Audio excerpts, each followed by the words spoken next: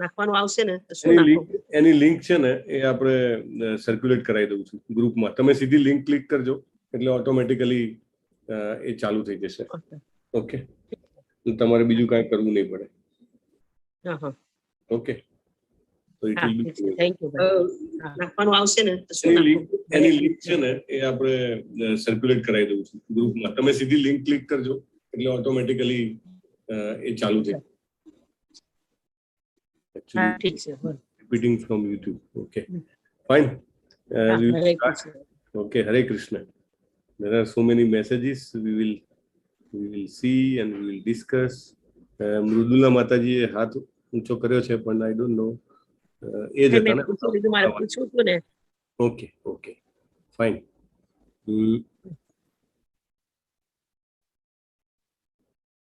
Recording also not received. Okay, okay. We'll do.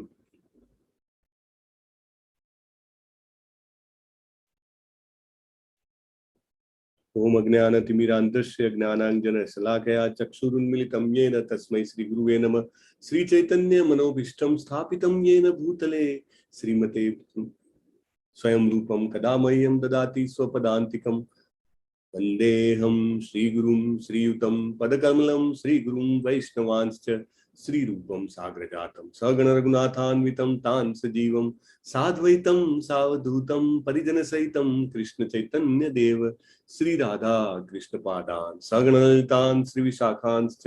हे कृष्ण करुणा सिंधो दीनबंधो जगतपते गोपेश गोपिका कांत राधा कांत नमोस्तुते. तप्त कांचन गौरांगी राधे वृंदावनेश्वरी वृषभानुसुते देवी प्रणमामि हरिप्रिये. वांछा कल्पतरुभ्यश्च कृपा सिंधुभ्यैव च पतितानां पावनेभ्यो वैष्णवेभ्यो नमो नमः. अनंत कोटि वैष्णव वृंद की जय. श्रीला प्रभुपाद की जय. श्री कृष्ण चैतन्य प्रभु नित्यानंद श्री अद्वैत गदाधर श्रीवासादि गौर भक्त वृंद. हरे कृष्ण कृष्ण कृष्ण हरे हरे, हरे राम राम राम हरे हरे. श्रीला प्रभुपाद की जय. हरे Krishna. Just we'll have 2-minute kirtan and then we will start. Okay. Namah Vishnupadaya Krishna Prishtaya Bhutale Srimate Bhakti Vedanta Swami Iti Namine.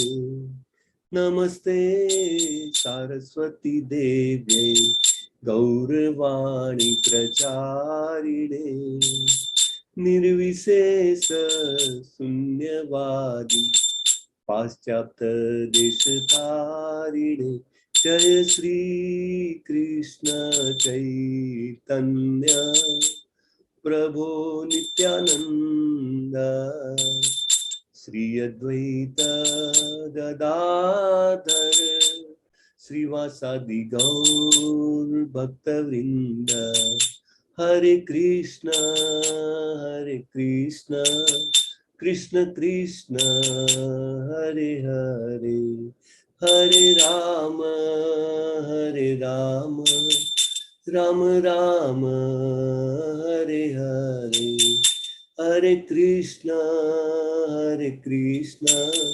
Krishna Krishna Hare Hare, Hare Rama Rama Rama Hare Hare. Hare Krishna Krishna Krishna Hare Hare, Hare Rama Rama Rama Hare Hare. Hare Krishna. So we'll start. Okay. Just presentation.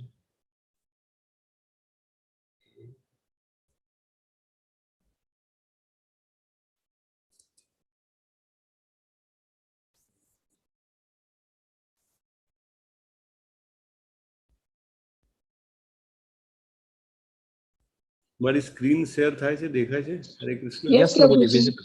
Yes, visible. Yes. Okay. Yes, Prabhu. Thank you very much. Okay, Hare Krishna Amit Solanki Prabhu, Leena Mataji, Hare Krishna. Okay, thank you very much. Bhagavad ગીતાના બીજા અધ્યાયની ચર્ચામાં તમારા બધાનું ખૂબ હૃદયપૂર્વક હું સ્વાગત કરું છું. અને આ વિશ્વના સૌથી મોટા ભગવદ્ ગીતાના જ્ઞાન યજ્ઞમાં જોડાવા માટે તમારા બધાને અભિનંદન કરું છું કે ઉત્સાહ, નિશ્ચય અને ધૈર્ય સાથે તમે ફરીથી પધાર્યા છો. આજનો અધ્યાય બહુ જ મહત્વનો છે.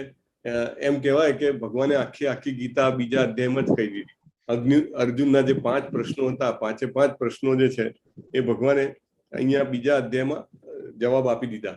હવે અર્જુનજી જે છે એ આપણા માટે થઈને જે કહેવાય કે આ વધારે બીજા પ્રશ્નો પૂછે છે, જેથી આપણને આખી ભગવદ્ ગીતા જે છે એ જાણવા મળે. એટલે અર્જુનજીને પોતાને આપણને એવું લાગે કે વિમાસણ છે કે તકલીફમાં છે, પણ એકચ્યુઅલી અર્જુનજી જે છે એમને યોગ માયાની અંદર ભગવાને મૂક્યા છે. આપણે બધા મહામાયાની અંદર છીએ. તો યોગ માયા એવી છે કે ભગવાનના ભક્તોને આવરિત કરે, અને એટલે એ ભૂલી જાય અને એ પ્રશ્ન પૂછી શકે. જેવી રીતે યશોદા મૈયા હતા, તો યશોદા મૈયા ને કોઈ કહે કે તમારો કૃષ્ણ તો ભગવાન જેવો લાગે છે, કે એને આખો ગોવર્ધન પર્વત ડાબા હાથની ટચલી આંગળીએ ઉપાડ્યો. એટલે યશોદા મૈયા યોગ માયામાં હતા. એટલે એ કે ના ના, એવું કાંઈ નહોતું. એ તો પાછળ નંદ બાબા અને બીજા બધા જે ત્યાંના વ્રજવાસીઓ હતા એમને પોતાની લાકડીઓ રાખી હતી, એટલે એક ગોવર્ધન ઊંચો રહ્યો હતો. એટલે લાલાએ કંઈ કર્યું નથી. ઘણી વાર કનૈયાને મારવા પણ જતા હતા, રાઈટ? એટલે કનૈયો બિહાઈ જતો. હવે તો કાર્તિક માસ આવશે તો બધા ઇસ્કોનના મંદિરોમાં એ સવાર ને સાંજે જે કહેવાય દીપદાન થતું હોય, દામોદર અષ્ટકમ ગવાતું હોય. તો એટલે માતાને અને જે પોતાના નજીકના લોકો હોય, જે ભક્તો હોય, એમને ભગવાન યોગ માયામાં નાખે. એટલે એના દ્વારા કંઈક શ્રેષ્ઠ કાર્ય થાય, એમને પણ આનંદ મળે ભક્તિનો, અને આપણા બધા માટે ભગવદ્ ગીતાનું જ્ઞાન 5000 વર્ષ પછી પણ અવેલેબલ રહે. તો એટલા માટે અર્જુનજીને માયામાં રાખ્યા છે. અને હવે આપણે આ બીજો અધ્યાય જે છે એ આગળ જોઈશું. તો ગઈકાલે આપણે જે કર્યું એનો થોડોક રિકેપ લેવામાં આવશે. તો આઈ થિંક તમે અનમ્યુટ થઈ જ શકો છો, રાઈટ? તમારી સાથે તો કયા કયા કારણ હતા કે અર્જુનને લડવું નહોતું? હરે Krishna. You can unmute all, I have no problem. જેને બી બોલવું હોય બોલી શકે છે. યસ, વિલાપના કારણો હતા કે કરુણા. હા, ઓકે. આનંદ શું કે છે પરેશ પ્રભુ? યસ, આનંદ નથી, પાપ છે. આનંદ નથી. ઓકે, ચલો. કૌટુંબિક પરંપરા છે અને અનિશ્ચિતતા છે. Okay, okay, very good. 5 કારણો હતા એના વિલાપના. બહુ સરસ. Okay, thank you. CV Vyas Prabhu, આના સિવાય બીજું કોઈ કારણ છે? હરે કૃષ્ણ. હરે કૃષ્ણ. અર્જુનજી કહે છે કે જે સામે પેલામાં લડાઈ કરવા માટે ઉભા છે એ તો બધા જ મારા કુટુંબીઓ છે, કાકા, મામા, દાદા, ગુરુજી. તો હું એની સાથે લડાઈ કેવી રીતે કરું? બરાબર. એને મારીને મારે શું લેવું છે? બરાબર છે, રાઈટ. Thank you. બરાબર છે. મૃદુલા માતાજી, હરે કૃષ્ણ. મૃદુલા ભટ્ટ માતાજી, હરે કૃષ્ણ. એની સામે બધા સગાવાલા જ હતા, કાકા, બાપા, મામા, બધા કુટુંબીઓ જ હતા, અને ગુરુજી હતા પાછા. એટલે ગુરુની સામે તો એ ન લડી શકાય. એને બધા ભીષ્મ પિતામહ ને બધા વડીલ લોકો, દાદા પરદાદા જેવા હતા. તો એની સામે એ કે કેવી રીતે હું લડું? Perfect, perfect. મૂંઝવણમાં હતા. સેમ બરાબર છે. એ જ જે સીવી વ્યાસ પ્રભુએ કીધું બરાબર છે. પોતાના સંબંધીઓ હતા, બરાબર છે. એમાં ઓકે, બીજા કોઈને કઈ નવો આન્સર હોય તો અનમ્યુટ કરીને બોલી શકે છે. Otherwise we will move forward. પાપનો ભય લાગતો હતો. પાપનો ભય. Yes, yes. પાપનો ભય આ એક કારણ રહી ગયું હતું, પાપનો ભય. Okay, thank you. સો આ બધા કારણો હતા. અને એવું આવે છે, પ્રભુપાદ પણ મેન્શન કરે છે કે અર્જુન જ્યારે નાના હતા ત્યારે એમના પગ હોય કાદવમાંથી આવ્યા હોય, દોડતા આવે, અને ભીષ્મ પિતામહ પોતે હંમેશા સફેદ કપડાં પહેરતા હતા. તો એકદમ જેમના કહેવાય સ્પોટલેસ કપડાં હોય તો પણ અર્જુનને એ બહામાં લઈ લેતા હતા. એટલે અર્જુનને બધું યાદ આવે છે કે ત્યારે મારા દાદા એ બધું જોતા નહોતા કે મારા હાથ પગ ગંદા છે, અને એમના કપડાં ગંદા થાય તો પણ એ મને જેને કહેવાય કે એમના ખોળામાં લઈ લેતા હતા. So that is one point. બીજું, ગુરુ દ્રોણાચાર્ય. તો ગુરુ દ્રોણાચાર્ય જે હતા એમણે બધા જ શિષ્યોમાં એમને અર્જુન બહુ પ્રિય હતો, કારણ કે અર્જુનનો લગાવ, અર્જુનની ધગશ એ એકદમ ઉત્તમ હતા. તો એમને અર્જુનને જે નોલેજ આપ્યું એ એમને બીજા કોઈને નથી આપ્યું, પોતાના પુત્ર અશ્વત્થામાને પણ નથી આપ્યું. ઘણા લોકોને ખ્યાલ હશે કે જયારે બ્રહ્માસ્ત્ર ચલાવવામાં આવ્યું અશ્વત્થામા અને અર્જુન વચ્ચે, જયારે મહાભારતના એન્ડમાં જેને કહેવાય લડાઈ જેવું થાય છે, ત્યારે તો અશ્વત્થામાને બ્રહ્માસ્ત્ર ચલાવતા આવડતું હતું, અર્જુનને પણ આવડતું હતું. બંને સામસામે બ્રહ્માસ્ત્ર ચલાયા, પણ શ્રી કૃષ્ણજી અર્જુનને કહે છે કે તું પાછું ખેંચી લે. 2 બ્રહ્માસ્ત્રથી એટલી બધી અગ્નિ પેદા થશે કે યુનિવર્સ આખો બ્રહ્માંડનો નાશ થશે. અર્જુનને આવડતું હતું પાછું ખેંચતા, અશ્વત્થામાને આવડતું નહોતું, કારણ કે એના પિતા પોતે ગુરુ હોવા છતાં એને નહોતું શીખવાડ્યું. એટલે અર્જુન એમનો એટલો પ્રિય હતો, જેને કહેવાય ને કે હૃદયનો ટુકડો. એટલે આવા બધા સામે કેમને લડાય, એમને કેમ મરાય? અર્જુન ક્ષત્રિય હતો, બરાબર. ક્ષત્રિયો પહેલા તો જે કાસ્ટ સિસ્ટમ જે અત્યારે આપણે બોલીએ છીએ એમાં તો એને બહુ જ લોઅર લેવલ પર કન્સિડર કરે છે કે આપણે જન્મથી કાસ્ટને ગણીએ છીએ, જાતિ આખી જન્મથી ગણાય. જ્યારે ભગવાન આગળ આપણને ગીતામાં કહેશે કે ગુણ કર્મ વિભાગ હશે. આજે 4 ભાગ પાડ્યા છે, બ્રાહ્મણ, ક્ષત્રિય, વૈશ્ય અને શૂદ્ર. એ ગુણ અને કર્મ ઉપરથી છે, જન્મ ઉપરથી નહીં. એક જ પિતાના 4 પુત્ર હોય તો 4 પુત્રો જ્યારે એક સાથે આશ્રમમાં જાય ત્યારે પહેલો પુત્ર હોય તો જો એને એમ લાગે કે આને ખાલી ઇન્દ્રિય તૃપ્તિમાં રસ છે તો એને થોડા ટાઈમમાં પાછો મોકલી દેવામાં આવે કે ભાઈ આ શૂદ્ર તરીકે કામ કરશે, એને કશું જ શિક્ષણ આપવાની જરૂર નથી. પછી બીજો હોય જે લડવામાં આવે, જેને ઉત્સાહ હોય, બહાદુર હોય અને એનામાં એવા ગુણો હોય તો એને ક્ષત્રિયની શિક્ષા આપવામાં આવે. ત્રીજો હોય એને વેદના પઠનમાં ઇન્ટરેસ્ટ હોય તો એને બ્રાહ્મણ બનાવવામાં આવે. એટલે જન્મ આધારિત હતું નહીં.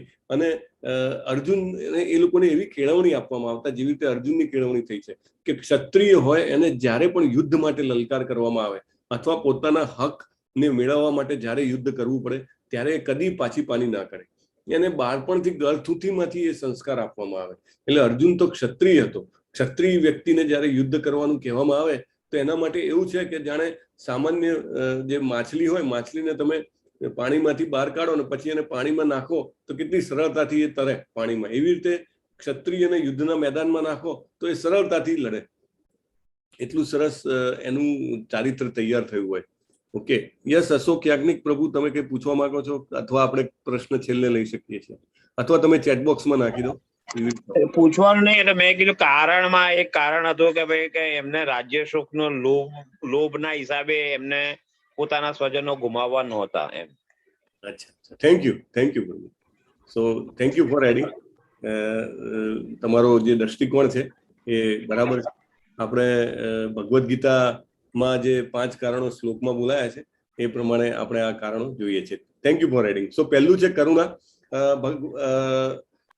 એવું લખે છે કે લગભગ 64 કરોડ લોકો મહાભારતમાં મૃત્યુ પામ્યા. તો આપણી ભારતની આજની જનસંખ્યા આઈ થિંક 135 કરોડ છે. તો લગભગ એના જેને કહેવાય કે ઓલમોસ્ટ 45 to 50% પીપલ ડાઈડ. એટલે it was a huge war. આપણે વર્લ્ડ વોર જેવું કહીએ એ પ્રકારની જે કહેવાય ઘટના હતી. એટલે એને ખબર હતી. એકચ્યુઅલી દુર્યોધન ને એ બધા જે હતા એ બહુ જ વિચિક્ષણ અને રાજનીતિજ્ઞ અને ખંધા હતા. છતાં પણ એનું જજમેન્ટ જે હતું એ ખોટું હતું. દુર્યોધનને એવું હતું કે આ યુદ્ધ તો એક જ દિવસમાં પતી જશે. પહેલી વાત તો એ કે પાંડવોની સાથે રહેવા માટે કોઈ તૈયાર નહીં હોય, કારણ કે જનરલી લોકો કોને સપોર્ટ કરે? જે સત્તામાં હોય ને એને સપોર્ટ કરે, રાઈટ? તો એ વખતે પાંડવો પાસે કોઈ સત્તા હતી નહીં. એ વનવાસમાંથી આવ્યા હતા 14 વર્ષના, એટલે એમને કોઈ સપોર્ટ કરશે નહીં, એને એવું હતું. એટલે અને જેવા એ લોકો આવશે એવા ભીષ્મ પિતામહ છે મારી પાસે, જેમને ઈચ્છા મૃત્યુનું વરદાન છે. દ્રોણાચાર્ય જે છે એમને કોઈ હરાઈ શકે એવું નથી, બરાબર? એને એક કાઉન્ટ હતા. કર્ણ છે મારી પાસે, ને કૃપાચાર્ય છે ને. એટલે એને હતું કે અશ્વત્થામા છે, એટલે એને હતું કે હું જ જીતવાનો છું ને એક જ દિવસમાં, કદાચ એક દિવસ બી નહીં, થોડાક કલાકોમાં જ આ યુદ્ધ પૂરું થઈ જશે. એટલે એનું જજમેન્ટ ખોટું હતું. અર્જુનને ખબર હતી કે આ યુદ્ધ થશે તો એટલા બધા લોકો મરશે, કારણ કે he knew કે he will kill the people. એ જીતવાનો છે એને ખ્યાલ હતો, કારણ કે એને આ પહેલા પણ 2-3 વખત લડાઈ થઈ ચૂકી હતી. આખા બધા કૌરવો અને આ બાજુ પાંડવો એકલા હતા, અને ત્યારે એકલા હાથે અર્જુને બધાને હરાવેલા હતા. આગળના અધ્યાયમાં કંઈક ડિટેલ આપણને કરવાનો મોકો મળશે તો હું એ જણાવીશ. તો એને લાગી કરુણા, આટલા બધા લોકોને મરાય નહીં. એટલે કોઈ પણ ભક્તો હોય ને એ ગમે તેટલો શક્તિશાળી હોય, ભક્તો હોય અથવા તો તમને ઘણીવાર જેને કહેવાય કે કોઈ સારો વ્યક્તિ હોય તો એને હંમેશા કરુણા આવે કે હું શું કામ કોઈના મરવાનું કારણ બનું. એટલે that he did not like. આનંદ નથી. આનંદ કેમ નથી? તો કે આપણે ઘણા બધા પૈસા હોય મારી પાસે, ઘણી બધી શક્તિ હોય, મારે એ ભોગવવી હોય તો હું શું કરું કે મારા સગાવાલાને બોલાવું અને હું કોઈક મોટા આયોજનો કરું તો એ લોકો બી આવે, એ લોકો આનંદ માણે અને મારી પણ જે કહેવાય કે ગ્લોરિફિકેશન કરે કે હા તમે તો બહુ સરસ, તમારી પાસે ખૂબ સંપત્તિ છે, ખૂબ શક્તિ છે, ખૂબ સામર્થ્ય છે, તમારી સમાજમાં ખૂબ નામ છે. એટલે પોતાના લોકો જોડે હોય તો આનંદ આવે. એકલા એકલા ભલે તમારી પાસે આખી પૃથ્વીનું સામ્રાજ્ય હોય તો શું કરવાનું. એટલે એને લાગ્યું કે આમાં જીતવાથી કંઈ આનંદ છે નહીં, કારણ કે મારા જ દાદા, મારા જ જે કહેવાય કે કાકાના છોકરાઓ, મારા જ ગુરુ એ બધા ના હોય તો મારે આ બધું ભોગવીને શું ફાયદો છે. ત્રીજું છે પાપ. એ કહે છે કે આટલા બધા લોકોને હું મારીશ તો મને એટલું પાપ લાગશે કે હું જન્મ મીન્સ એવું એ બોલે છે કે અનંત સમય સુધી મારે નરકમાં રહેવું પડશે, કારણ કે હું મારી સ્વાર્થ માટે, હમણાં જેવી રીતે અમને કીધું કે સ્વાર્થ માટે હું મારું છું, એવું એને કરવું નથી. એટલે પાપ, એ તમારો પોઈન્ટ આમાં કવર થયો. કૌટુંબિક પરંપરાઓ એટલે એક આખી જે પ્રણાલી છે એ જ્યારે એ કુટુંબનો પુરુષ મૃત્યુ પામે તો પિંડદાન ને એ બધી પ્રણાલીઓ હોય એ બધી નષ્ટ થાય અને કુટુંબની સ્ત્રીઓ જે હોય એ ભ્રષ્ટ થાય અને એના કારણે વર્ણસંકર પ્રજા જન્મે તો વર્ણસંકર પ્રજાના કારણે સમાજનું સૌથી મોટું નુકસાન થાય. તો એવું એને કીધું કે કુટુંબની પરંપરાઓ જો નાશ પામશે તો એનો જવાબદાર હું બનીશ. અને અનિશ્ચિતતા એટલે કે મને ખબર નથી પડતી કે હવે શું કરવું. તો આ બધા કારણો હતા અને આ બધા કારણોને કારણે અર્જુનને લડવાની ના પાડી. અને અર્જુન જે છે એના જીતવાના 9 કારણ પણ આપણે ગઈકાલે જોયા હતા અને ભગવદ્ ગીતામાં કવર થયેલા 5 જે મેઇન મુદ્દા છે એ પણ આપણે ગઈકાલે જોયા હતા. તો હવે ભગવાન અર્જુનના 5 પ્રશ્નોનો જવાબ આપશે અને આપણે આ જવાબ જે છે 18 અધ્યાય સુધી ચાલશે, કારણ કે અર્જુનજી જે છે આપણા માટે એક એક કરી અને ભગવાન જેવો કંઈક નવો મુદ્દો મૂકે એટલે તરત એ મુદ્દો પકડી અને પ્રશ્ન પૂછે અને ભગવાન પાછો એને એક્સપાન્ડ કરે અને એને કહેવાય કે બરાબર વિસ્તારમાં સમજાવે એટલે આપણને ડિટેલમાં બરાબર બધા અલગ અલગ યોગના જે કહેવાય ઇન્ફોર્મેશન મળી જાય. સો આપણે બધા અર્જુનના ખૂબ આભારી છીએ અને આપણે આ જે જ્ઞાન મળશે એ જ્ઞાનથી આપણે આત્મ સાક્ષાત્કાર સુધી પહોંચી શકીએ એટલું અદ્ભુત આ જ્ઞાન છે. ગઈકાલે આપણે જોયું હતું કે શ્રીમદ શંકરાચાર્યએ જે ભગવદ્ ગીતાની મહાત્મ્ય લખ્યું છે આપણે ગઈકાલે સાંભળ્યું હતું. બહુ જ અદ્ભુત મહાત્મ્ય છે અને એનાથી આપણને ખબર પડી કે ભગવદ્ ગીતામાં જેટલા આપણે ડીપ જઈએ એટલું આપણને લાગે કે હજુ પણ ડીપ જવાની જરૂર છે. પણ જો ભગવાનનો અને ભગવાનના ભક્તોનો આપણને આશીર્વાદ મળે તો આપણે બહુ સરળતાથી એને આપણા વ્યવહારિક જીવનમાં ઉપયોગ કરી શકીએ. ખાલી પોપટની જેમ શ્લોક બોલી જઈએ તો એ એક વાત છે, પણ બીજું એનો મિનિંગ પણ સમજીએ અને એને આપણે જીવનમાં ઉતારવાનો પ્રયત્ન કરીએ તો એ બહુ સારી વાત છે. બરાબર. તો આત્મ સાક્ષાત્કારના આ યાત્રામાં હું તમારા બધાનું ખૂબ પ્રેમથી સ્વાગત કરું છું અને આત્મ સાક્ષાત્કાર આપણે કરીએ સાથે સાથે આપણે ભગવાનને પણ સમજવા જોઈએ કે ભગવાન શું છે, કારણ કે આત્મા શું છે એ તો આપણને આપણે કોણ છીએ આપણને આ અધ્યાયમાં બહુ પહેલા જ ભગવાન જેને કહેવાય કે ક્લેરિટી આપે છે. ગીતાનું સૌથી મહત્વનું સૌથી પહેલું જ્ઞાન જે છે એ આ અધ્યાયમાં આપણને આપશે અને ભગવાન જે છે એ આપે છે. કારણ કે હવે પછી તમે જોશો તો જ્યારે પણ ભગવાન બોલે છે ત્યારે ગીતામાં શ્રી ભગવાન ઉવાચે બોલે છે, લખવામાં આવે છે. એવું નથી કીધું કૃષ્ણ ઉવાચે, વાસુદેવ ઉવાચે, એવું નથી લખ્યું. અર્જુન બોલે છે ત્યારે એવું લખે છે અર્જુન ઉવાચે. જ્યારે સંજય બોલે છે ત્યારે લખે છે સંજય ઉવાચે. ધૃતરાષ્ટ્ર બોલે છે ત્યારે લખે છે ધૃતરાષ્ટ્ર ઉવાચે. પણ ક્યાં એવું નથી લખ્યું કૃષ્ણ ઉવાચે, ત્યાં લખ્યું છે ભગવાન ઉવાચે, શ્રી ભગવાન ઉવાચે. કેમ ભગવાન ઉવાચે લખ્યું છે તે આપણે પહેલા સમજી લઈએ. તો ભગવાનને સમજવા હોય તો ભગવાનના જે કહેવાય કે 3 અલગ અલગ પહેલું છે, 3 અલગ અલગ એંગલથી આપણે ભગવાનને સમજી શકીએ. તો એક છે બ્રહ્મ એટલે સૂર્ય કે જે એનો પ્રકાશ હોય એવી રીતે ભગવાનનો પણ એક પ્રકાશ છે. લોકો કહે છે ને કે હું તો બ્રહ્મમાં મળી જાઉં, એવું કે લોકો કે મૃત્યુ પામ્યા તો બ્રહ્મમાં મળી ગયા. એટલે માયાવાદીઓનો જે ફોકસ હોય છે કે ભગવાનને તે જ સ્વરૂપે સમજવા. ભગવાન તો તે જ પણ, ભગવાનની પાસે તે જ પણ છે, શક્તિ પણ છે, આનંદ પણ છે, બધું જ છે ભગવાન પાસે. પણ એ બધું ભગવાનની અભિવ્યક્તિ છે. એ ભગવાન પોતે જે છે એનાથી અલગ છે. રાઈટ. શક્તિમાન કોઈ વ્યક્તિ હોય બહુ શક્તિવાળો તો શક્તિ એની અલગ અને એ પોતે અલગ. રાઈટ. કોઈ બહુ જ એવી રીતે આમ અલગ અલગ ભગવાનના જે પર્સપેક્ટિવ છે એમાં તે જ એક પર્સપેક્ટિવ છે અને એ ભગવાનના શરીરની બોડીલી એફલ્જન્સ જેને કહેવાય એના શરીરનું તેજ છે ભગવાનનું, એને બ્રહ્મ કહેવામાં આવે છે.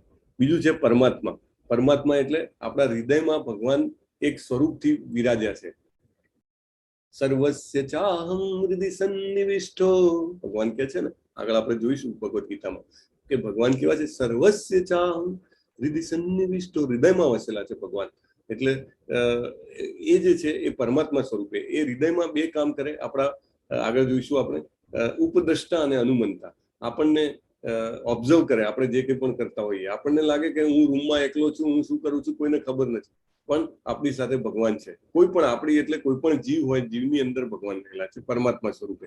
કોઈ પણ અણુની અંદર ભગવાન રહેલા છે પરમાત્મા સ્વરૂપે. અને ત્રીજું જે સ્વરૂપ છે એને ભગવાન કહે છે કે ભગવાનનું દ્વિભુજ સુંદર મુરલીધર સ્વરૂપ એ ભગવાન પોતે એ પોતાના ગોલોકધામમાં હંમેશા લીલા કરતા હોય છે. અને બ્રહ્માના એક દિવસમાં એક વાર આ આપણી ધરાતલ પર આવે છે અને લીલા કરે છે, જે આપણે આગળ જોઈશું. તો એને આપણે જો કમ્પેર કરવું હોય તો કેવી રીતે કરી શકાય કે સૂર્યના કિરણો આપણા ફળિયામાં આવે છે તો આપણને લાગે કે સૂરજ ઉગ્યો એટલે સૂરજ આવ્યો, આપણે એવું કહીએ. તો એ જે કિરણો જે છે એ સૂર્ય પોતે નથી, બરાબર.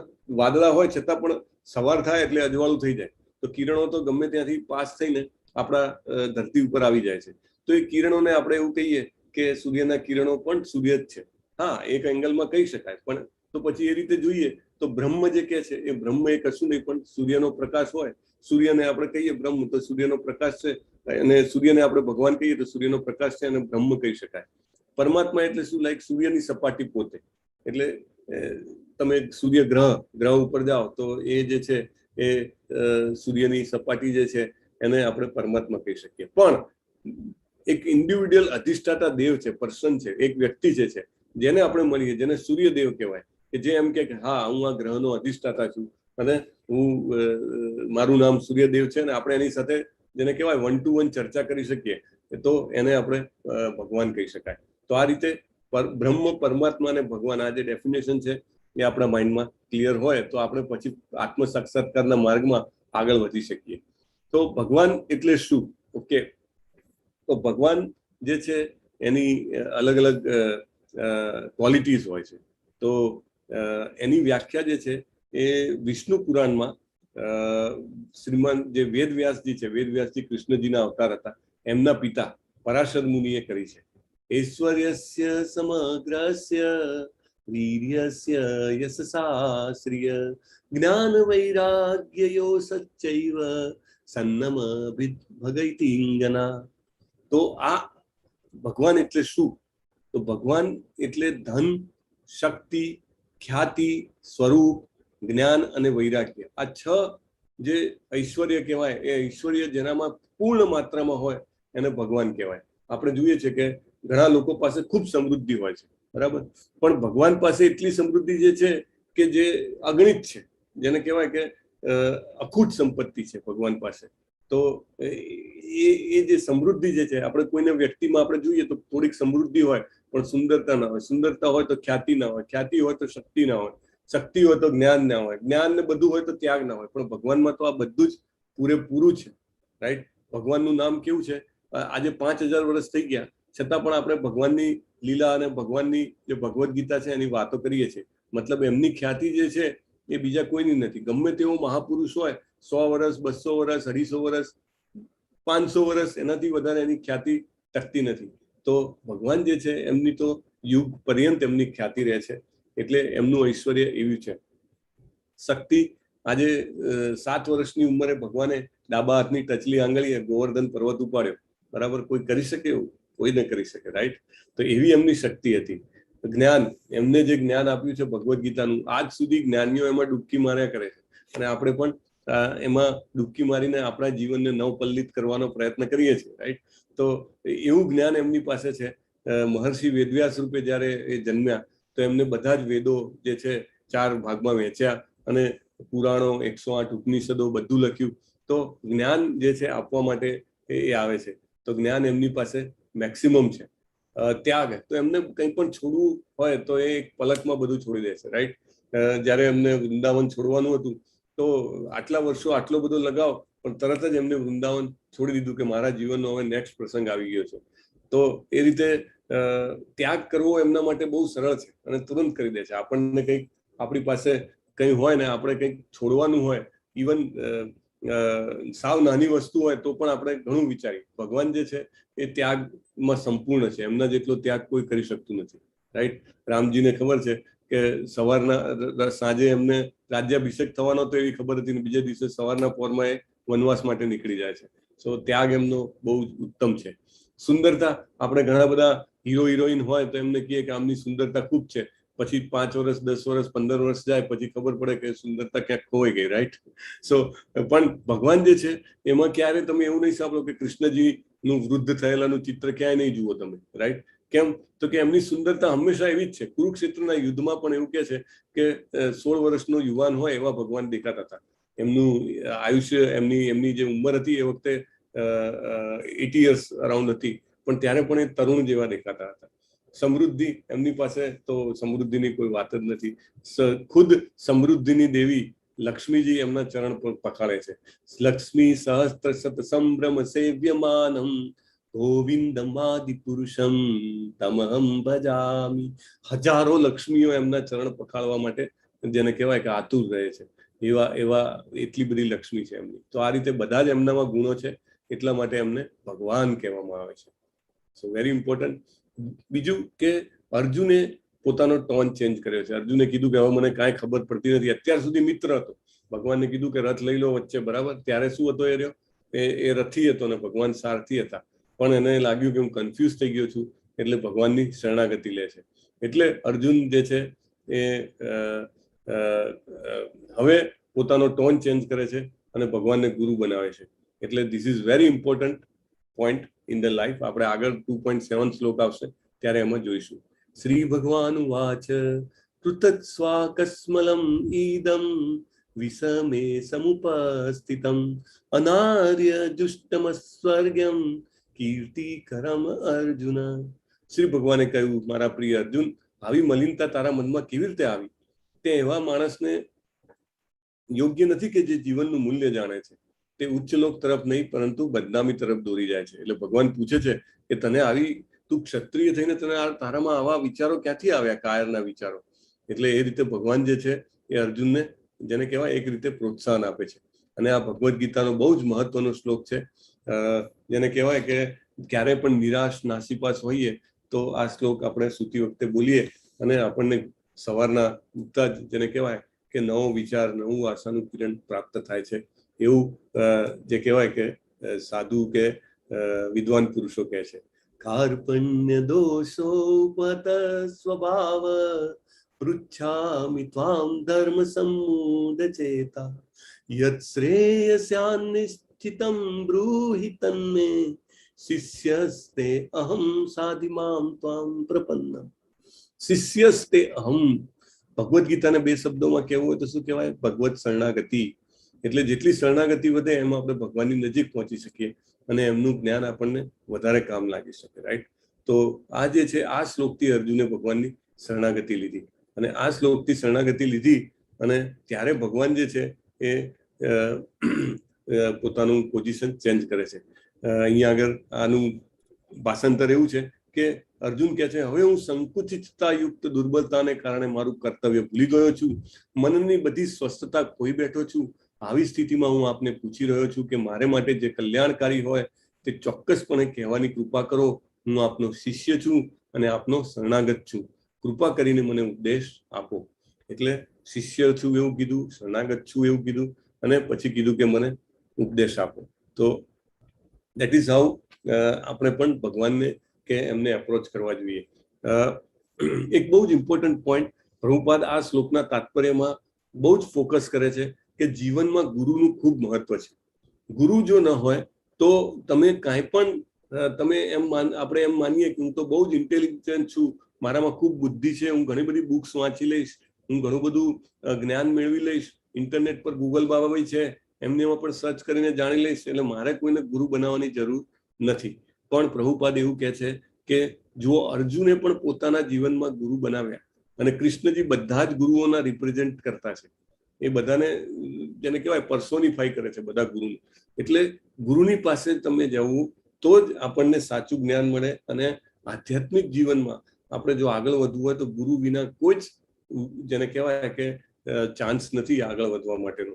અને જ્યારે આપણે ગુરુને શરણાગત થઈએ, આગળ પણ આવશે, તદ વિધિ પ્રણિપાતેન પણિ પ્રશ્નેન સેવયા, એટલે ગુરુની પાસે કેવી રીતે જવું, કેવી રીતે એપ્રોચ કરવો, બધું જ ભગવાન સમજાવશે. પણ અહીંયા આગળ શિલા પ્રભુપાદ આપણને એડવાન્સમાં જેને કહેવાય કે એનું ફાઉન્ડેશન બનાવી દે છે કે ગુરુ તમે બનાવો તો જ તમને ભગવાન પાસે જવાનો અને સાચા જ્ઞાનનો મોકો મળે, નહીં તો આપણે આગળ વધી શકીએ નહીં. ઇસ્કોનની પણ જે પ્રોસેસ છે રાઈટ, તો એમાં પણ અમુક નિયમો છે, અને નિયમો પાલન કરે એને દીક્ષા મળી શકે. અને દીક્ષા જે છે એવા વ્યક્તિ પાસેથી લેવાની હોય કે જે ગુરુ પરંપરામાં આવે, કે એના ગુરુ એમ આપણે કનેક્ટ કરીએ તો છેલ્લે ભગવાન સુધી પહોંચી શકીએ કે આમના ગુરુ ભગવાન હતા. તો એવી રીતે એવી લિંક જે બેસે એની પાસે જ કરવાનું હોય છે.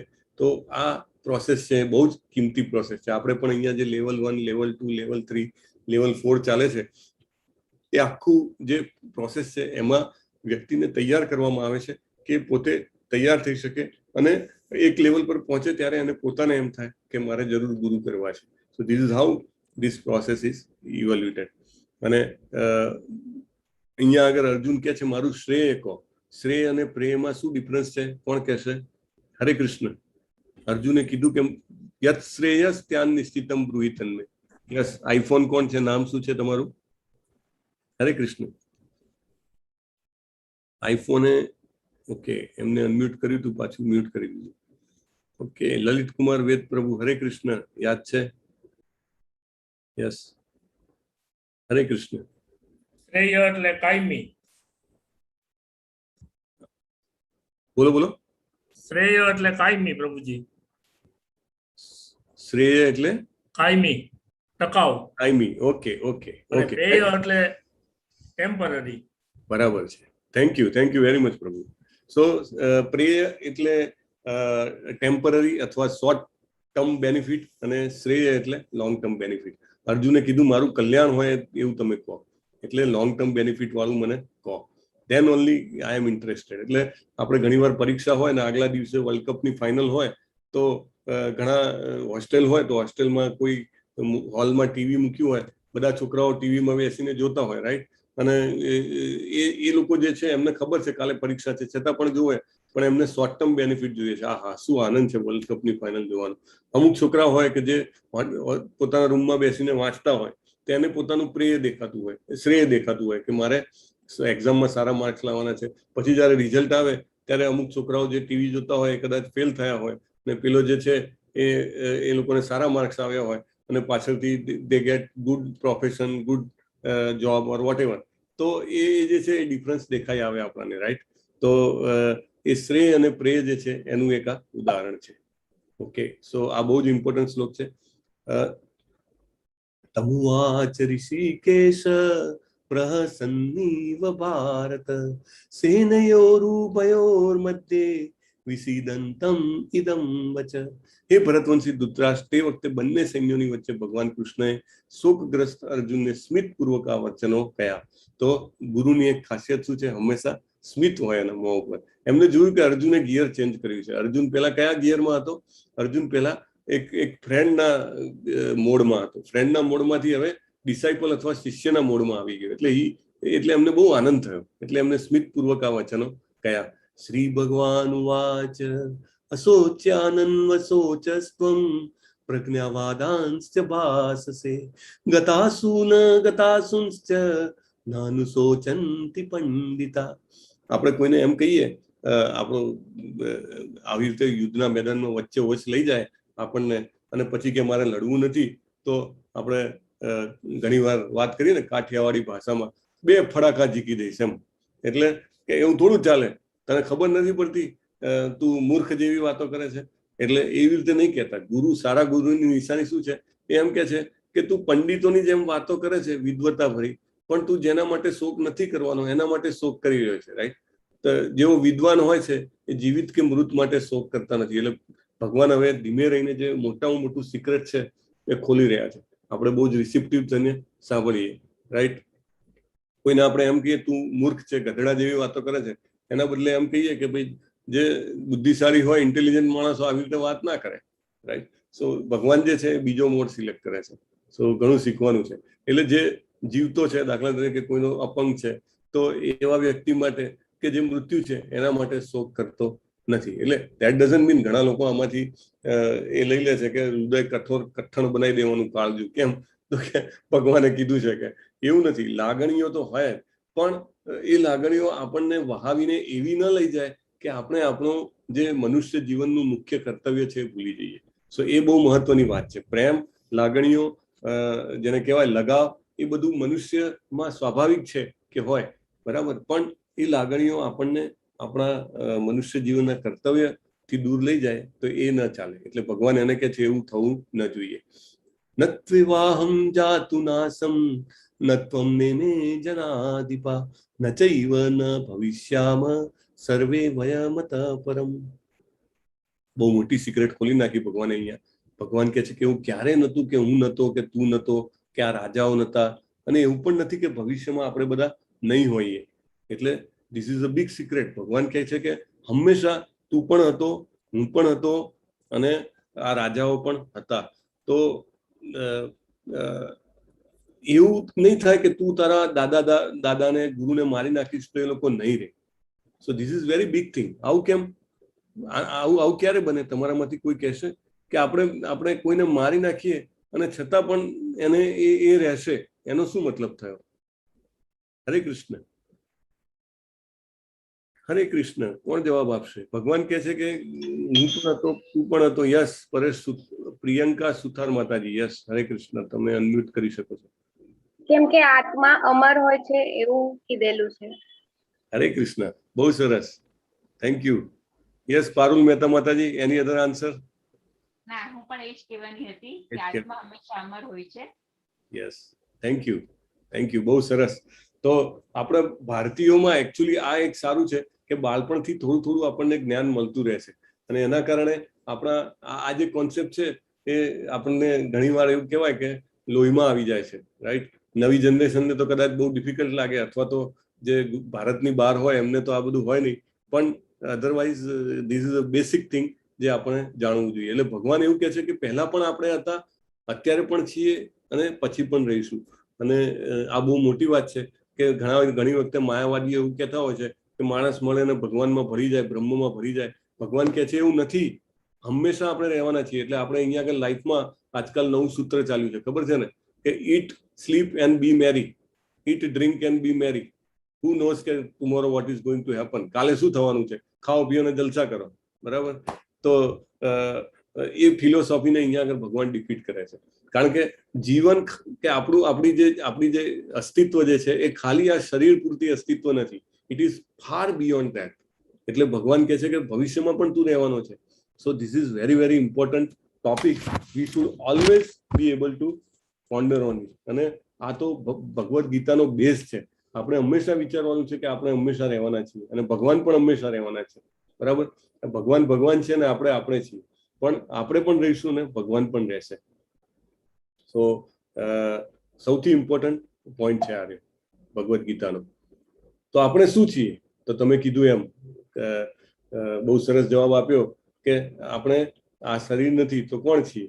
આપણે લોકો એવું કે આપણે આ મારો હાથ છે, આ મારો પગ છે, મારી આંખો છે, મારું નાક છે, તો હું કોણ છું? હું આ શરીર છું? ના, હું આ શરીર નથી.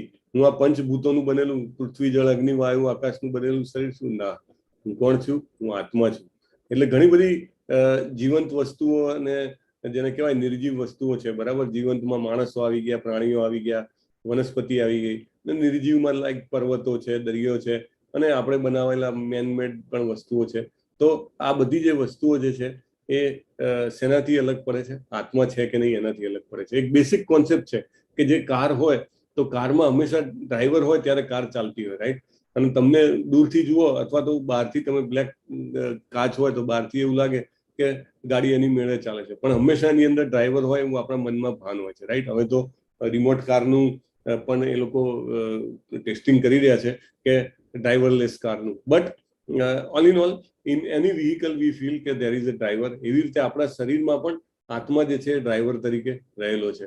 Than and then it is possible કે વી રિયલાઇઝ. હવે આત્મા ક્યાં આવેલો છે? કોણ જવાબ આપશે? હરે કૃષ્ણ.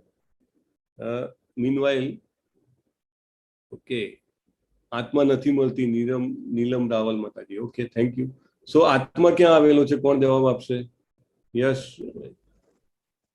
હેતલ દવે માતાજી. હરે કૃષ્ણ. Please unmute. હરે કૃષ્ણ પ્રભુજી. આત્મા આપણા હૃદયમાં આવેલો છે. Very good, very good. Thank you માતાજી. ઈશ્વર સર્વભૂતાનામ હૃદ્દેશે અર્જુન તિષ્ઠતિ. યાદ છે? બરાબર ને? તો આત્મા ક્યાં આવેલો છે? હૃદયની અંદર આવેલો છે. હૃદયની અંદર આત્મા અને પરમાત્મા બંને બેઠેલા છે. રાઈટ? આપણે શું કરીએ છીએ? આપણે દાખલા તરીકે આ એક બહુ જ સરસ એનાલોજી છે. આપણી પાસે એક સુંદર પોપટ હોય અને એ પોપટ માટે આપણે એક સોનાનું પિંજરું બનાવ્યું અને એ પિંજરું બહુ સરસ આપણે એને સાફસૂફ કરીએ છીએ, આ ફોટામાં દેખાય એવી રીતે. રાઈટ? અને આપણે એને જેને કહેવાય કે સૌથી મોંઘામાં મોંઘા હીરા મોતીથી એને જડી દઈએ છીએ. બરાબર? અને એ પિંજરામાં આપણે થોડી વારે અત્તરનો સ્પ્રે થાય, પરફ્યુમનો, એવી પણ વ્યવસ્થા કરીએ છીએ. બરાબર? અને એ પિંજરામાં જે પોપટ છે એને બેસવા માટે પણ સરસ, જેને કહેવાય ઝૂલો, અને એની બધી વ્યવસ્થા રાખીએ છીએ. આ બધું જ કરીએ આપણે. પણ આપણે પોપટને ખાવાનું ના આપીએ તો શું થાય? એ પોપટ જે છે એ મૃત્યુ પામે છે. રાઈટ? એને આપણે કેટલા ટાઈમ સુધી પાંજરું બહુ સરસ આપણે વ્યવસ્થા રાખીએ. આ એનાલોજીને આપણે આપણા શરીર સાથે મેચ કરીએ તો શરીરને આપણે રોજ સવારે નવડાવીએ, ધોવડાવીએ, બહુ સરસ સારામાંનો સાબુ વાપરીએ, શેમ્પુ વાપરીએ, આપણે એને તૈયાર કરીએ, બહુ સરસ કપડાં પહેરીએ. રાઈટ? પછી બહુ સરસ ખાવાનું આપીએ આપણે શરીરને તો શરીર ટકે. એક્સરસાઇઝ કરવા જઈએ. રાઈટ? બહુ સારા મિત્રો કે બહુ સારું વાતાવરણ રાખીએ તો મન પણ પ્રફુલ્લિત રહે. પણ એની અંદર જે મેઇન જે ડ્રાઈવર છે એ કોણ છે? આત્મા. અને આત્માનો ખોરાક ના આપીએ આપણે તો શું થાય? તો આપણો આત્મા જે મેઇન વસ્તુ છે એ જ નિર્બળ થઈને જે છે એ શરીરને છોડી દેશે. અને શરીરને છોડ્યા પહેલા આત્માને જે એનું પોતાનું ફૂડ છે એ મળી જાય તો આત્મા શક્તિવાન થઈ જાય. રાઈટ? તો આપણે ફરીથી ડિટેલમાં આવતીકાલે આનું ડિસ્કસ કરીશું. પણ આત્માનો ખોરાક છે એ આપણે ભગવાનની ભક્તિ આપણે એને આપવો જોઈએ. તો આપણે આત્મા છીએ, જીવાત્મા છીએ, આપણે આ શરીર નથી, એ ભગવાન આપણને કહે છે. દેહિનોસ્મિન યથા દેહે કૌમારમ યૌવનમ જરા તથા દેહાંતર પ્રાપ્તિ ધીરસ્તત્ર ન મૂયતિ. આ ઇસ્કોનનું બહુ ફેમસ ચિત્ર છે. દેખાય છે? જુઓ, અહીંયા આગળ બાળક જન્મે છે, માતાના શરીરમાંથી છૂટું પડે છે, ત્યારે તો ચાલી પણ નથી શકતું. રાઈટ? પછી ધીમે ધીમે નવયુવાન થાય છે, તરુણાવસ્થામાંથી યુવાવસ્થામાં આવે છે, યુવાવસ્થામાંથી પછી છેવટે વૃદ્ધાવસ્થા અને શરીર છોડી દે છે. તો આખી પ્રોસેસ છે એમાં તમે જુઓ તો એક વસ્તુ કોમન છે. શું કોમન છે આખી પ્રોસેસમાં? હરે કૃષ્ણ. કોણ જવાબ આપશે? આખી પ્રોસેસમાં એક વસ્તુ કોમન છે. હૃદય પાસે આત્મા દેખાય છે. આત્મા. યસ. કોણ બોલ્યું? હરે કૃષ્ણ. યસ, આત્મા કોમન છે. યસ, હીના માતાજી, મૃદુલા માતાજી, અમિત પ્રભુ, થેન્ક યુ. સો આત્મા કોમન છે. રાઈટ? Anything else? બીજું કંઈ કહેવાનું હોય તો કહી શકો છો, અધરવાઇઝ વિલ મૂવ ફોરવર્ડ. સો આ બધામાં આત્મા કોમન છે. બહુ જ ઇમ્પોર્ટન્ટ પોઈન્ટ છે. પછી આનો આ જે શ્લોક છે એના મિનિંગમાં કે છે, જેવી રીતે દેહધારી આત્મા શરીરમાં કુમારાવસ્થામાંથી યુવાવસ્થામાં અને વૃદ્ધાવસ્થામાં નિરંતર પાસાર થયો રહે છે, તેવી જ રીતે મૃત્યુ પછી આત્મા બીજા શરીરમાં પ્રવેશે છે. અને ધીર પુરુષ આવા પરિવર્તનથી મૂંઝાતો નથી.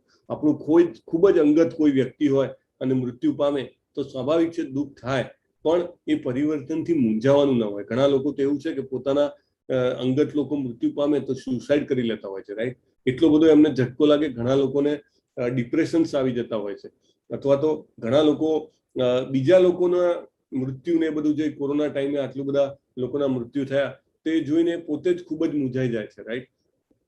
પણ જે ધીર પુરુષ હોય, ભગવાન કે એ આ પરિવર્તનથી મૂંઝાતો નથી. ધીર પુરુષ એટલે શું? ધીર પુરુષ કોને કહે છે? હરે કૃષ્ણ. જ્ઞાની હોય છે. બરાબર છે. જ્ઞાન શું છે? જ્ઞાન શું છે? હરે કૃષ્ણ. શ્રી વ્યાસ પ્રભુ, જ્ઞાન શું છે? જ્ઞાન એટલે ભગવાનને ઓળખવાનું, અને મતલબ ઈશ્વર છે અને જે કરે છે એ સારા માટે. હરે કૃષ્ણ. યસ, શ્રી વ્યાસ પ્રભુ, જ્ઞાન શું છે? અહીંયા જે કીધું છે કયું જ્ઞાન છે? જ્ઞાન છે એ સુખ દુઃખમાં સમ રહે છે. સમ રહે છે. ઓકે. એની મોર ડેફિનેશન આ જ શ્લોકમાંથી મારે વ્યાખ્યા જોઈએ છે. અને હજી એક વસ્તુ છે, પુનરપી જનનમ પુનરપી મરણમ ભજ ગોવિંદમ ભજ ગોવિંદમ. ઓકે. આ જ શ્લોકમાંથી. યસ, પરેશ શાહ પ્રભુ. સહનશીલતા. સહનશીલતા. ઓકે, એની મોર અહીંયા જે કહે છે ગીતામાં ભગવાને જે પહેલું જ્ઞાન આપ્યું એ મારે સાંભળવું છે. યસ મૃદુલા માતાજી. ભક્તિ. ઓહ, ભક્તિ. તમે બધા બહુ જ આગળના એડવાન્સ લેવલના પાર્ટિસિપન્ટ છો. અહીંયા આ શ્લોકમાં આ પાઠમાં આપણને જે જ્ઞાન મળ્યું એ મારે સાંભળવું છે. ઓકે, પારુલ મહેતા ઓર લીના દવે માતાજી, તમે જાતે અનમ્યુટ કરી શકો છો. યસ, પારુલ માતાજી. જેને સમજણ છે કે શરીર છે એ આત્મા છે. હા, હું શરીર નથી, હું આત્મા છું. બરાબર છે. Thank you. બહુ સરસ પારુલ મહેતા માતાજી. યસ, આત્મા અમર છે. હરે કૃષ્ણ પ્રભુજી. યસ, આત્મા અમર છે. That is also right point, Leena Dave માતાજી. Okay, fine.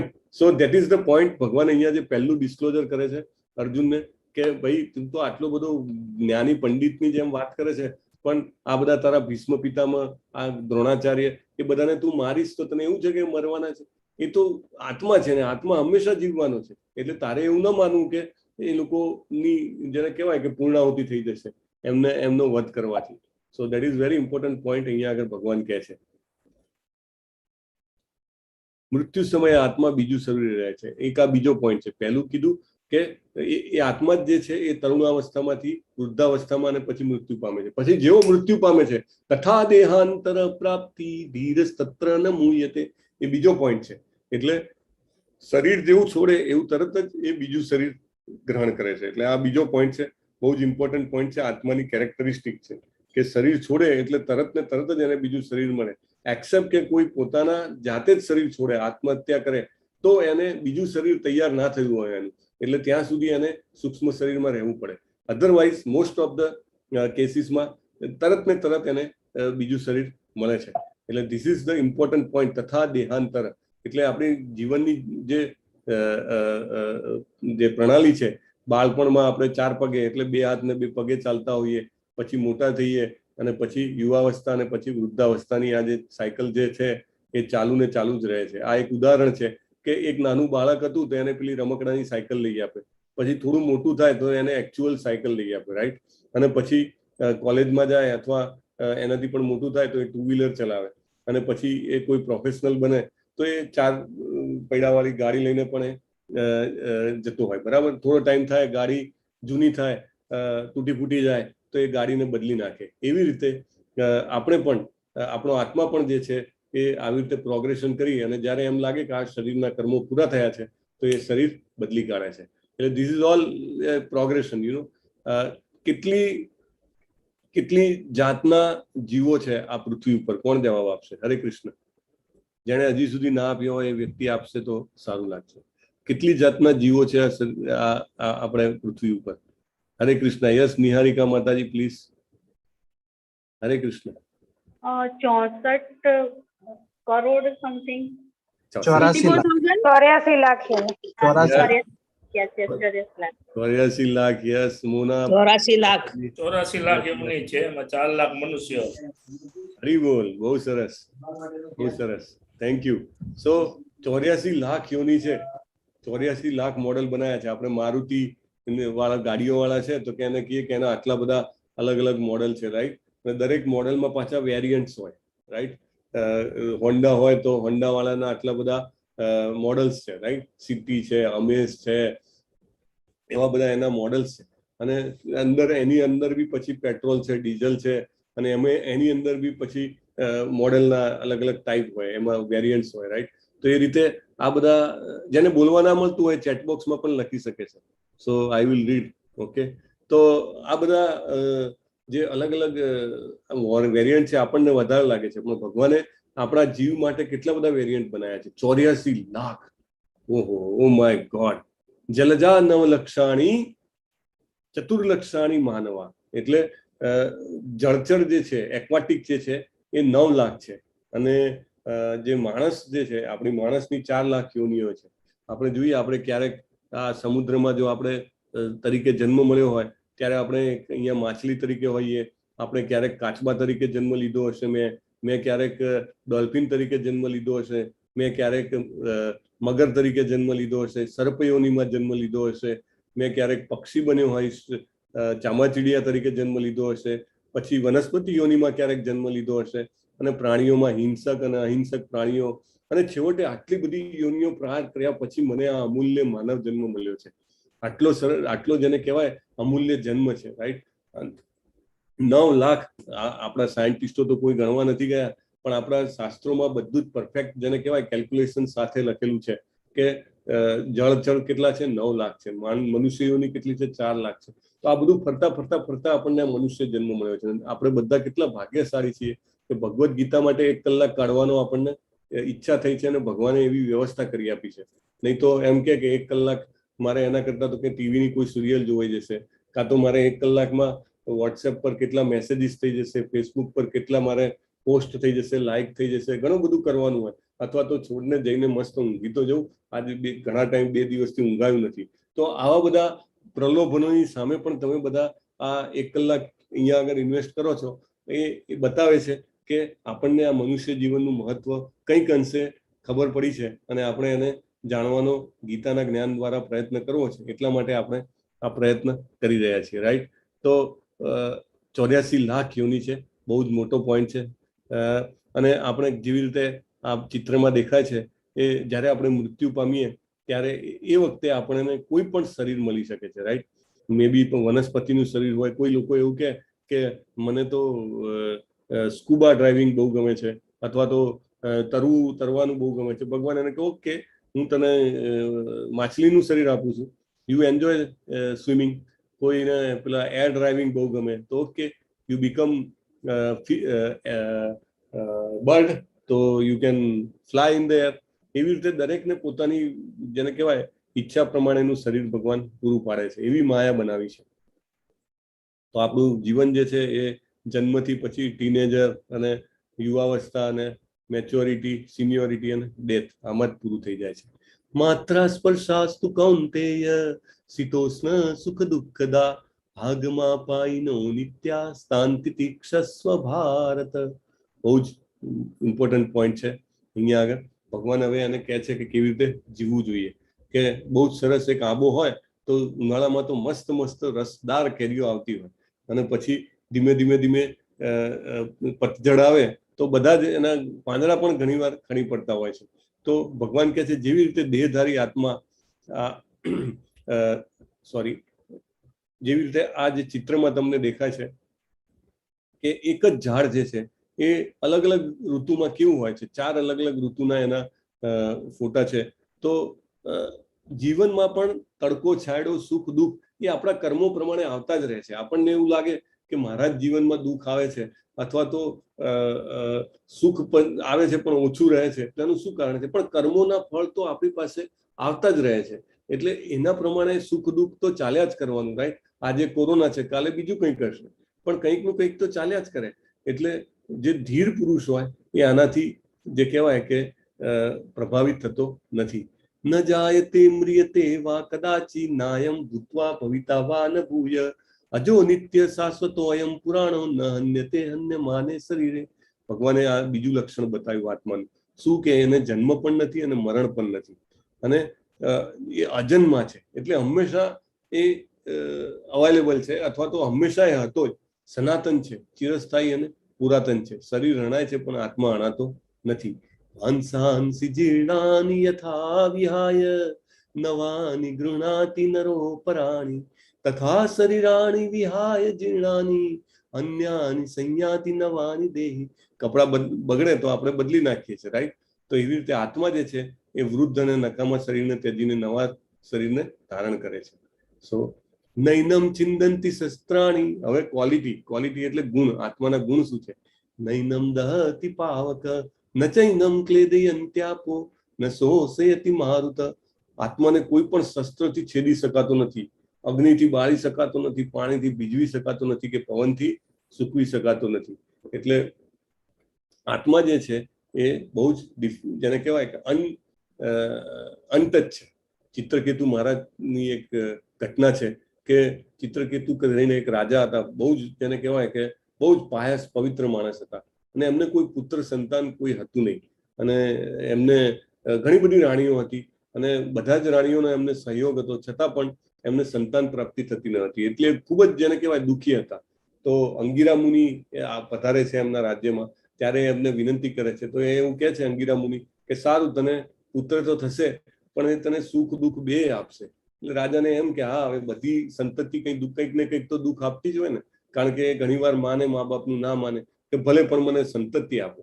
તેની જે સૌથી મોટી મુખ્ય રાણી હતી એ રાણીના પેટે એને જન્મ થાય છે પુત્રનો. તો રાજા એટલો બધો આનંદ થઈ જાય છે અને પુત્રની પાછળ જાણે કે ઘેલો થઈ જાય છે. અને એના કારણે એ આ જે મુખ્ય રાણીને છોડીને બાકી બધી રાણીઓને ભૂલી જાય છે. તો થોડો સમય જાય છે, બધી રાણીઓને થયું કે આ તો રાજા આપણને ભૂલી ગયા.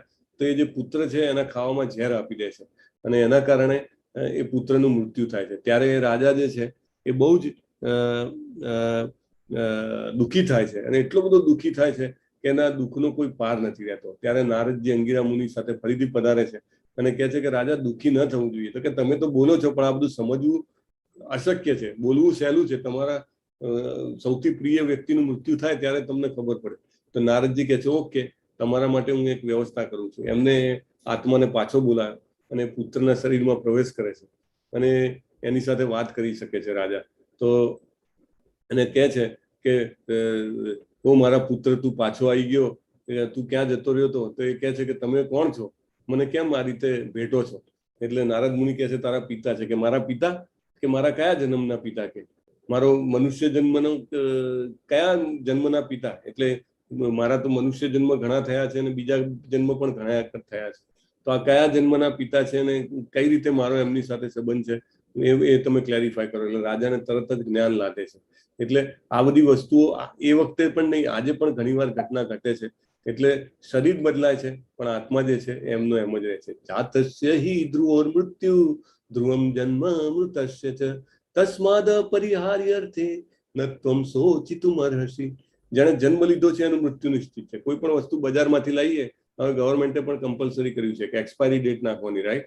તો જેનો પણ જન્મ થયો છે એનું મૃત્યુ નિશ્ચિત છે અને મૃત્યુ થાય પછી ફરીથી જન્મ લેવાની ખાતરી છે. એટલે કંઈ પણ કામમાં વિલાપ કરવો જોઈએ નહીં. ભગવાન એવું કહે છે, દેહી નિત્યમ અવદ્યો અયમ દેહે સર્વસ્ય ભારત તસ્માત સર્વાણી ભૂતાની નત્વમ શોચિતુમ અર્હસી. એ ભરતવંશી, શરીરમાં રહેનારો આત્મા સનાતન છે અને તેનો ક્યારેય વ્યર્થ કરી શકાતો નથી. તારે કોઈ પણ જીવ માટે શોક કરવાની જરૂર નથી. કે I am receiving a message. Okay Sudhir Prabhu, they can always reach out to admins. Okay, no problem. He cannot join today's class. No problem. Okay. अतो वा प्राप्स्यसि स्वर्ग जित्वा वा भोक्ष्यसे महिम तस्माद् उत्तिष्ठ कौन्तेय युद्धाय कृत निश्चय. આ કયા પ્રશ્નનો જવાબ છે? કોણ કહેશે? ભગવાન એવું કહે છે કે તું જીતીશ તો તને પૃથ્વીનું રાજ્ય મળશે અને હારી જઈશ તો અથવા મૃત્યુ પામીશ તો સ્વર્ગ મળશે. આ કયા પ્રશ્નનો આન્સર છે? યસ જિગ્નેશ પ્રભુ, હરે કૃષ્ણ. Kindly unmute yourself. હરે કૃષ્ણ પ્રભુજી. યસ. હા, કોઈ આનંદ નથી એ પ્રશ્નનો જવાબ છે. Very nice, thank you. બહુ સરસ. તો અર્જુને કીધું કાંઈ આનંદ નથી લડવામાં. તો ભગવાન કહે છે શું આનંદ નથી ભાઈ? આ પેલા વ્યવહારુ વાત કરી છે ભગવાને. ભગવાને કોઈ આધ્યાત્મિક વાત નથી કરી, રાઈટ? અશોક યાજ્ઞિક પ્રભુ, તમારે કંઈ અલગ હોય તો કહી શકો છો. ઓકે, તો જીતીશ તો પૃથ્વીનું રાજ્ય. એ વખતે એવું હતું, આખી પૃથ્વીમાં એક જ રાજા હોય, એટલે સમ્રાટ જેને કહેવાય ને, એટલો પાવરફુલ હોય કે આખી પૃથ્વીને સંભાળી શકે. અત્યારે તો ખાલી એક ભારતને સંભાળવું હોય તો બી ફાંફા પડી જાય, રાઈટ? કયા રાજ્યમાં શું ચાલતું હોય કાંઈ ખબર ન પડે. પણ એ વખતેનો રાજા આખા પૃથ્વીનો સમ્રાટ હતો. એટલે બીજું કારણ આપે છે ભગવાન કે તું નહીં લડે ને તો તને લોકો એટલા બધા ખરાબ શબ્દોથી તારો તિરસ્કાર કરશે, તો તારા જેવા વીર માણસ માટે એનાથી વધારે પીડાદાયક કશું થશે નહીં. આપણે may be within 5 minutes we will be able to wrap up. Neha વિક્રમના સોસ્તિ પ્રત્યવાયો ન વિદ્યતે સ્વલ્પમપ્યસ્ય ધર્મસ્ય ત્રાયતે મહતો ભયાત. આ જે ચિત્ર છે કોનું છે? આનું નામ શું છે? જે હાથી છે એનું કોઈને ખબર? ગજેન્દ્ર મોક્ષ. ઇન્દ્રનું ગજેન્દ્ર મોક્ષ. ગજેન્દ્ર મોક્ષ પ્રભુજી. ગજેન્દ્ર મોક્ષ પ્રભુજી. યસ, ગજેન્દ્ર. બરાબર છે. તમે બધા જ નોલેજેબલ છો. સો ગજેન્દ્ર જ્યારે હજારો વર્ષો સુધી એનો પગ મગર છોડતો નથી, એ આગલા જન્મમાં કયો રાજા હતો ખબર છે કોઈને? હરે કૃષ્ણ. કયો રાજા હતો? એ નહીં હોય. ફાઇન. ઇન્દ્રધુમ્ન રાજા હતો. તો એ ભગવાનનું એટલું સારું છે.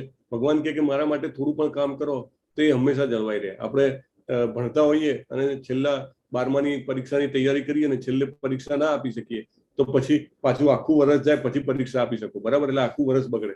પણ ભગવાન કે મારા ભક્તિમાં તો કેવું છે કે એક ડગલું પણ ભર્યું હોય તો બી એને યાદ આવે. ગજેન્દ્રએ આગલા જીવનમાં ભક્તિ કરી હતી અને એને જયારે અઘરો સમય આવ્યો તો તરત જ યાદ આવ્યું અને ભગવાનને ફૂલ આપે છે અને ભગવાન આવે છે, રાઈટ?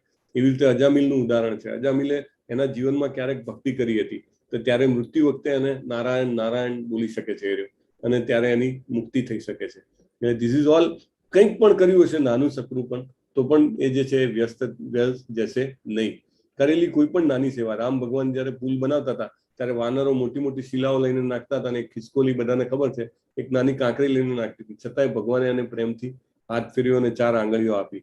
હનુમાનજીએ ભગવાનની ભક્તિમાં એમની પૂંછ બળી અને આખી લંકા બાળી નાખી, તો એ પણ સેવા મૂલ્યવાન છે. ભોગ ઐશ્વર્ય પ્રસક્તાનામ તયા પહ્યત ચેતસામ વ્યવસાયાત્મિકા બુદ્ધિ સમાધૌ ન વિધીયતે. ઇન્દ્રિય અને આનંદ, ઇન્દ્રિયોનો આનંદ અને ભૌતિક સમૃદ્ધિ સાથે ખૂબ જોડાયેલા હોય અને આપણને આ બધું જ બહુ જોરદાર લાગે.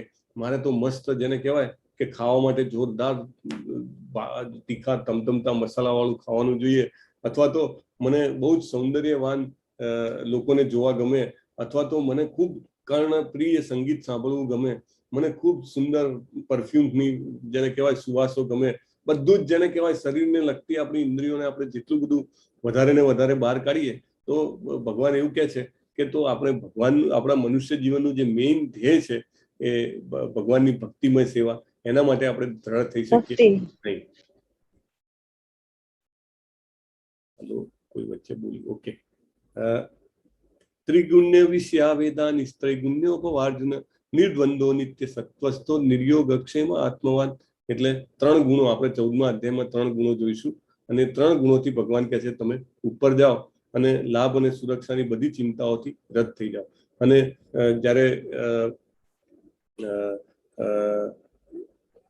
જો જે હેતુ એક નાના કૂવામાંથી સરે, ગામ હોય નાનું આપણું, તેમાં કપડાં ધોવાનો કૂવો અલગ હોય, નાહવાનો કૂવો અલગ હોય, પીવાના પાણીનો કૂવો અલગ હોય, પણ ગામમાં એક નદી જતી હોય મોટી તો બધું જ કામ એ નદીમાંથી થઈ જાય. તો એ પ્રમાણે જો આપણે ભગવાનને જાણવાનો પ્રયત્ન કરીએ તો બધા જ વેદોનું જ્ઞાન જે છે આપણને ભગવદ્ ગીતામાંથી મળી રહે અને આપણે બધું જ જે છે એ ઇઝી રીતે પ્રાપ્ત કરી શકીએ. અને આ બહુ જ ફેમસ શ્લોક છે. કર્મણ્યેવાધિકારસ્તે મા ફલેષુ કદાચન મા કર્મ ફલ હેતુર્ભૂમા તે સંગોસ્ત્વ કર્મણી. ભગવાન કહે છે કર્મનો અધિકાર છે પણ ફળો માટે તારો અધિકાર નથી. એનો મતલબ એવો નહીં કે આપણે ટાર્ગેટ નહીં કરવાનો, ગોલ નહીં કરવાનો, જીવનમાં ગોલ રાખવાનો, કારણ કે તો જ આપણે વધારે ઇમ્પ્રુવ થઈ શકીએ, રાઈટ? આપણે ભગવાનનું નામ લેવા માટે આપણે નિયમ કર્યો હોય તો જરૂર આપણે એ 7-8 મિનિટ કાઢીને ભગવાનનું નામ રોજે જરૂર લઈએ, બરાબર? તો એવી રીતે ગોલ જરૂર રાખવાનો છે પણ એના ફળમાં આપણે આસક્ત થવાનું નથી. ભગવાન એવું કહે છે. દુઃખેસ્વનું દિગ્નમના સુખેસુ વિગત સ્પૃહ વિતરાગ ભય ક્રોધ સ્થિત ધીર મુનિ ઉચ્ચતે. તો જે ભગવાનમાં મય રહે છે એ જ મુનિ જે છે ભગવાન કહે છે એ ઉચ્ચ છે. ધ્યાયતો વિષયન પુંસ સંગસ્તે સુપજાયતે સંગાત સંજાયતે કામ કામ ક્રોધો અભિજાયતે. ઇન્દ્રિયોની વસ્તુઓનો આપણે બહુ વિચાર કરીએ તો શું થાય? એના ઉપર આસક્તિ આવે. કોઈ છોકરો હોય, કોઈ છોકરી પ્રત્યે આકર્ષાય તો એને વિચાર કરે તો એને એનામાં આસક્તિ થાય. આસક્તિથી વાસના થાય. વાસનામાંથી શું થાય? ક્રોધ. કારણ કે આસક્તિ જો વાસના પૂરી ન થાય તો એને ક્રોધ ઉત્પન્ન થાય. અને ક્રોધાત ભવતિ સંમોહ સંમોહાત સ્મૃતિ વિભ્રમ સ્મૃતિ ભ્રંશાત બુદ્ધિનાશો બુદ્ધિનાશાત પ્રણશ્યતિ. કેવું છે? ક્રોધમાંથી ભ્રમ ઉત્પન્ન થાય, ભ્રમણાથી સ્મૃતિ ભ્રમિત થાય, અને સ્મૃતિ ભ્રમિત થાય તો બુદ્ધિ ખોવાઈ જાય, અને બુદ્ધિ ખોવાઈ જાય તો ભૌતિક કુલમાં નીચે પડે છે. એટલે થિંકિંગ, ફિલિંગ અને વિલિંગના 3 સ્ટેજ છે. રાગદ્વેષ વિમુક્તૈસ્તુ વિષયન ઇન્દ્રિયૈશ્ચરન આત્મવશ્ય વિધેયાત્મા પ્રસાદમ અધિગચ્છતિ. તમામ આસક્તિ અને અણગમોથી મુક્ત અને પોતાની ઇન્દ્રિયોને નિયંત્રિત કરવામાં સક્ષમ વ્યક્તિ જે છે એ દયા મેળવી શકે છે. એટલે એવું નથી કે કલ્પનાઓ, ભાવનાઓ, ઈચ્છાઓ ન આવે, પણ સમુદ્રમાં જેવી રીતે ચોમાસામાં બધી નદીઓના પાણી ઠલવાય છતાં સમુદ્ર પોતાની મર્યાદા લાંઘતો નથી, એવી રીતે એ આવ્યા કરે છતાં પણ એમાં ધ્યાન આપતો નથી. પ્રભુપાદ બહુ સરસ સમજાવે છે. મનુષ્ય છીએ તો તમને કંઈક ને કંઈક જેને કહેવાય કે આવેગો આવતા રહે, તમને એમ થાય, પણ તમારે જો ધીર ને શાંત રહો, એને ઇગ્નોર કરી શકીએ આપણે, તો જેટલા વધારે ઇગ્નોર કરી શકીએ એમ આપણે આપણી કેપેસિટી વધારી શકીએ. પ્રભુપાદ જે છે એ આવા હતા જે ભગવાનના શુદ્ધ ભક્ત હતા, જે આ જમીન પર આવ્યા. ચૈતન્ય મહાપ્રભુએ 500 વર્ષ પહેલા આગાહી કરી હતી કે મારો એક સેનાપતિ આવશે અને આખા વિશ્વમાં મારું નામ પ્રચાર કરશે. તો એ શિલા પ્રભુપાદ આવ્યા છે. તો આપણે આજના જે અધ્યાયમાં શું જોયું? એક તો આપણે શરીર નથી. આપણે શરીર નથી તો શું છીએ? આપણે આત્મા છીએ. અને આત્મા ક્યાં સ્થિત છે? હૃદયમાં. આપણે આત્માને જોઈ શકતા નથી. અને એની સાઈઝ કેટલી છે? શાસ્ત્રોમાં લખ્યું છે કે વાળની જે ટોચ છે એના 100 ભાગ કરો અને પછી એક ભાગને પકડીને ફરીથી એના 100 ભાગ કરો તો એ મતલબ 1/10,000 સાઈઝ છે હેર ટીપની. અને ભગવાનને કરેલી કોઈ પણ સેવા જે છે એ વ્યસ્ત જતી નથી. હરે કૃષ્ણ. તો આ સાથે આજનો અધ્યાય જે છે એ પૂર્ણ થાય છે. હરે કૃષ્ણ કૃષ્ણ કૃષ્ણ હરે હરે, હરે રામ રામ રામ હરે હરે. સો